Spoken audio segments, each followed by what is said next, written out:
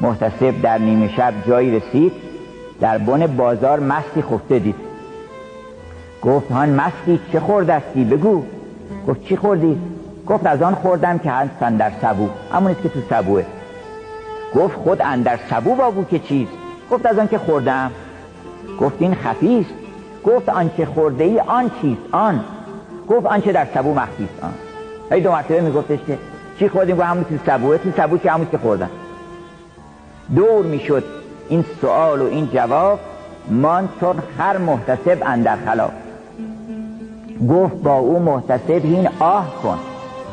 گفت ها کن ببینم دهنت رو میدینم. مرد هو کرد هنگام سخن. گفتم آه کن. هو میکنیم؟ گفت من شادم، تو از غم میزن، چون آه مال غصه است. انسان اگر به این کتاب رسید دیگه قصه نمیمونه براش. قصه مال عالم کثرته. این کسی که به عالم وحدت راه یافت به اون شاد مطلق حضرت حق تعالی وقتی به اون رسید دیگه قصه نمیمونه اصلا. آه از درد و غم و بیدادی است، هوی میکشان از شادی است.